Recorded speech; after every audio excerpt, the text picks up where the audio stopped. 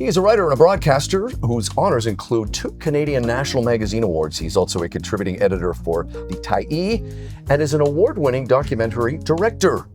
He's also the author of a brand new book called Reservations, The Pleasures and the Perils of Travel. Joining us at the table for the first time on our show is Mr. Steve Burgess. Steve, great to have you. Pleasure to be here. Hey, congratulations on this book. I ironically was reading it while traveling this past week. It's just a great collection of your thoughts and your experiences. Give our readers a little sample of what they can find in this book, because you really have encapsulated about 25 years worth of travel and stories. Yeah.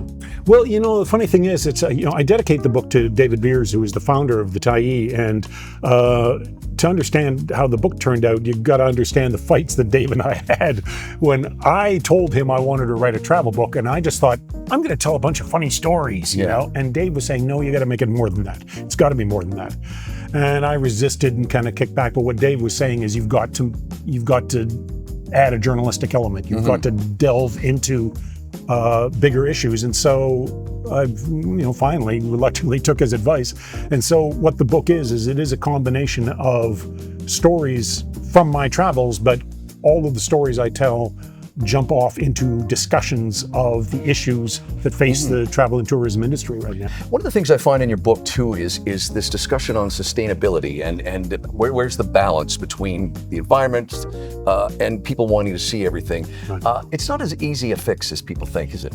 No, I mean, the thing is, look, you can't, if someone's going to Rome, you can't tell them, oh, don't go to the Colosseum, it's too crowded, You've got to go to the Colosseum. Yeah. But the thing is, if you can get beyond that, you're going to have a richer experience, I think.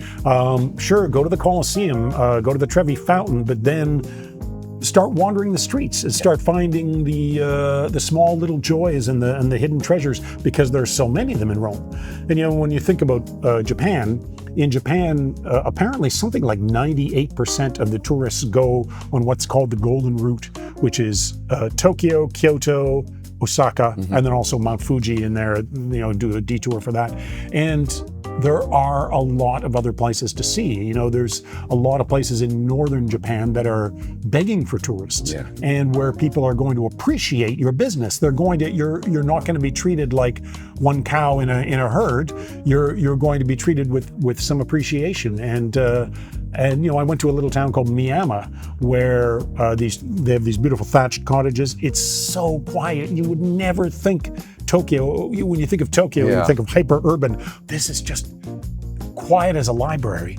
And it's a beautiful place, and they need the tourism so as to keep the town growing. Right. So there are places like that you can find when you. It's interesting too, because I was telling you 48 hours ago, I was in one of my favorite towns in the Nayarit district of Mexico, and I hadn't been there in 5 years, and it was overwhelming, like the explosion, and people they keep looking for that next thing, and I can see other towns on their way to becoming that. Like you talk about, one thing I love about your book and when you travel is that you talk about that. What's the place in Japan?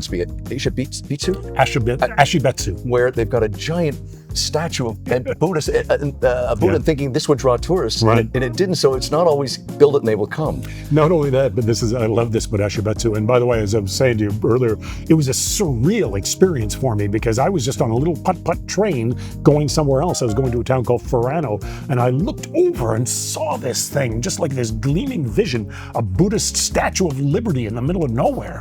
And then the train moved on, and I found out later that it was this thing that had been built, and that a number of them have been built throughout Japan, and it turned out to be basically a flop. Yeah. But the other thing was, I found out about Ashibetsu was their previous attempt to draw tourists was something called Canadian World.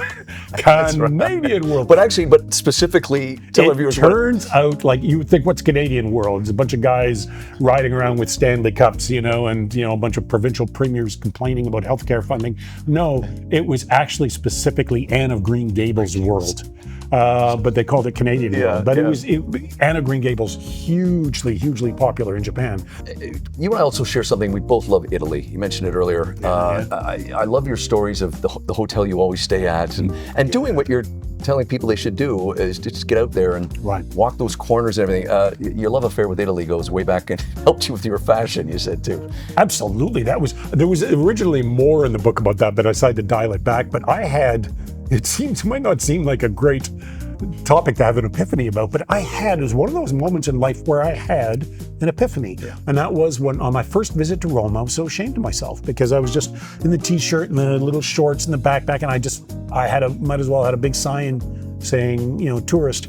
And I was looking around at all these other people and I was feeling ashamed. And I was sitting in a cafe called Cafe Sant'Eustachio. And I looked up and I saw these two young Italian men crossing the square. And I looked and I sort of saw what they were wearing, and I didn't realize it at the time, but I was imprinting on them like a baby gosling imprinting on its mother, because after that I started to shop and I realized, that what those guys gave me was role models. It's like I saw that and I thought, that's what I want to be. I want to look like that. It's simple. It's not complicated. It's like, it's not the greatest thing to have an epiphany about, but that was one of those moments where it just changed my life. This is such a great read, Steve. I really enjoyed it. And as I said, if you travel, this is a book you want to read. And we should also give you a little tease here. There's also a romance that weaves through this whole book. There is a romance in the book. That's all we're going to say. Reservations, The Pleasures and Perils of Travel. Steve Burgess is a journalist who lives here in Vancouver. Steve, thanks for joining us. My pleasure.